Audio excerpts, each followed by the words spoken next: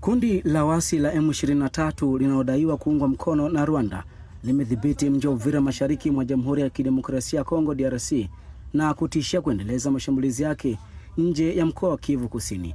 Kauli hiyo imetolewa na gavana mkoa huo Emmanuel Ruhimba wakati wa mkutano wa waandishi wa habari, akisema kundi hilo lipo tayari kupanua operesheni zake katika maeneo mengine endapo hali hiyo itaruhusu. Uvira ni mji wa pili kwa ukubwa katika mkoa wa Kivu Kusini na eneo la kimkakati kando ya ziwa Tanganyika karibu na mpaka wa Burundi. Ni mojawapo ya maeneo yaliyodhibitiwa kwa mafanikio makubwa zaidi na waasi hao katika siku za hivi karibuni. Mji huo ulikuwa makao makuu ya serikali ya DRC katika mkoa huo baada ya mji wa Bukavu kuangukia mikononi mwa waasi mwaka uliopita. Marekani imeilaumu Rwanda ikitaja kuhusika katika mashambulizi hayo, ikisema hatua hiyo inakiuka makubaliano ya amani yaliyoandaliwa kwa juhudi za rais wa nchi hiyo Donald Trump. Hata hivyo, Rwanda imekuwa ikikanusha madai hayo na kusisitiza kuwa haina mchango wote wa kijeshi kwa waasi hao wa M23 wanaoendelea kuchochea mzozo wa kiusalama katika taifa hilo kubwa zaidi la Afrika ya Mashariki.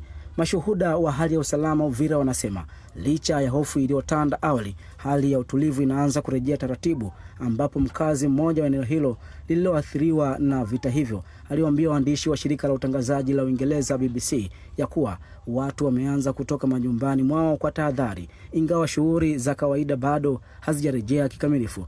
Maduka mengi yamesalia kufungwa na shughuli za kiuchumi zimesimama, huku wakazi wakisubiri mwelekeo wa hali ya kisiasa na kiusalama katika eneo hilo.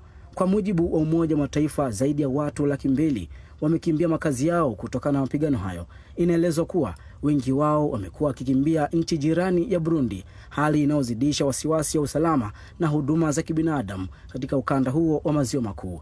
Wakati hali hii ikiendelea, jumuiya ya kimataifa imekuwa ikitoa wito wa kusitishwa kwa mapigano hayo na kurejea kwa mazungumzo ya amani ili kumaliza mzozo huo na kutoa fursa kwa wananchi ili waendelee na shughuli zao za kijamii.